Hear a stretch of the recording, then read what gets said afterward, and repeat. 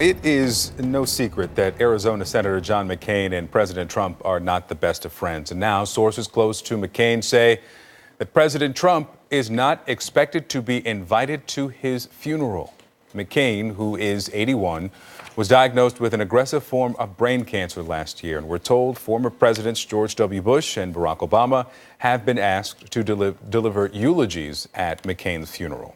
Joining me again, Kelly Jane Torrance and Daniel Lipman. Daniel, I'm going to start with you as promised, but first I want everyone to listen to some of the things that President Trump has said about Senator McCain, and then we'll hear what Senator McCain has to say about Trump a little later. But let's start with the president. He's a war hero because he was captured. I like people that weren't captured, okay? I hate to tell you. And except for one senator who came into a room at 3 o'clock in the morning and went like that, we would have had health care too. We would have had health care too. Think of that. And by the way, we are decimating Obamacare. We got a bad vote the evening. We got a bad vote the evening that we were going to terminate Obamacare. We got a bad vote. You know about that, right? That was not a nice thing.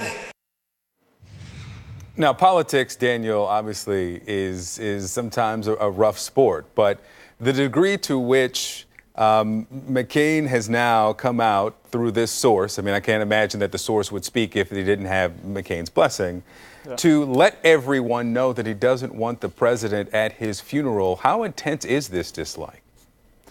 I think this is what happens when you have a president that has criticized McCain in pretty personal terms for the last couple of years. If he had treated him well, he might have been invited to the funeral. But I think Senator McCain views Donald Trump as part of this nationalism and populism thing that is not good for the country. McCain is an internationalist. He likes engaging with the world. He likes working with allies.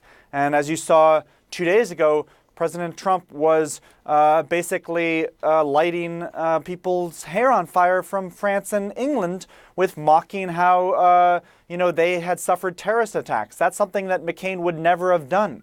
And so you see this animosity between the two. And McCain views himself as being in the right. He thinks that history will exonerate him if Trump does not win a second term, for example. Kelly, first, let's just identify, this is an unusual conversation to have about invitations to a funeral for a man who is still alive. But we know that Senator McCain wants former President Obama, former President Bush to eulogize him. These are, respectively, Bush and Obama in 2000 and 2008, political opponents in the primary and then the general. And talk about, if you would, the relationship between these men and why they would be identified. Is it intentionally a snub against the current president, or is it because there is this affinity shared between McCain and Bush and Obama? Yeah, it's very mixed, Victor. And I have to say that, John McCain's vote on Obamacare, I really think that if President Trump, as a candidate, had not come out and made fun of John McCain for being a prisoner of war, I think John McCain's vote would have been different. I do think that some of his votes in the Senate after President Trump was elected were specifically made because he is angry at the president. And who can blame him? I mean, to me, that was the moment that we knew that there was something very different about this candidacy. When President Trump made fun of somebody who everybody regards as a hero, and this man was a prisoner of war for years, faced torture. When President Trump made fun of that and was still a candidate for president, and it did not really hurt him in the polls, that's when we knew there was something different. Of course, we've seen many different scandals since with President Trump and things he's said and things he's done that have come to light. But that was the moment, I think, that really marked this. There's something different about this guy, and the American people are feeling something different about this guy. And I think that John McCain, he's never come out and said anything about it, but he does have that animosity. And it is strange, a man who's alive planning his own funeral. But yeah, I think he doesn't want President Trump there. But let's face it, President Trump didn't even go to Barbara Bush's funeral. He sent his wife. So he's probably doesn't want to go anyway. That's one of the other elements there. And say that again, Daniel? He played golf, in the afternoon. On the day of Barbara Bush's funeral. Let's get to another element. I talked about McCain's feelings on President Trump, and these are excerpts from Senator McCain's upcoming book through NPR. They have a couple of snippets here in which McCain writes, "I'm not sure what to make of President Trump's convictions." He goes on to write, "He threatened to deliberately kill the spouses and children of terrorists, implying that an atrocity of that magnitude would show the world America's toughness." He goes on to write about his own life, "I don't have one complaint, not one. It's been quite a ride.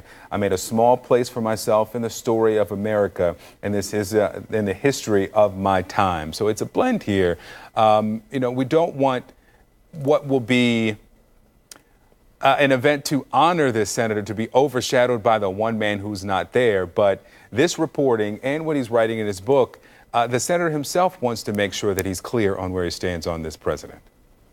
I think that's true. John McCain sees himself as one of the few rational senators in Congress these days, and I think he's worried that when he departs from the scene, that a lot of moderate Republicans, they aren't that many left. And so he's probably happy that Mitt Romney is likely to be elected from Utah to try to carry that mantle.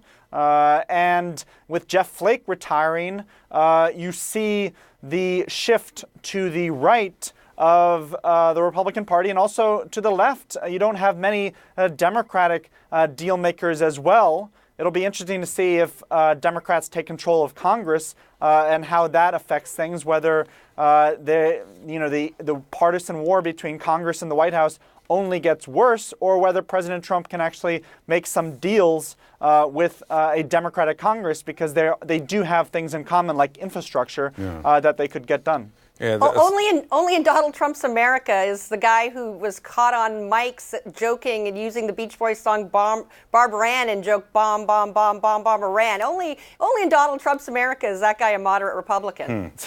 All right, Kelly, Jane, and Daniel, it's some remarkable reporting here about what the senator wants to add to his funeral, who he wants there and does not. But let's hope that funeral is no day soon.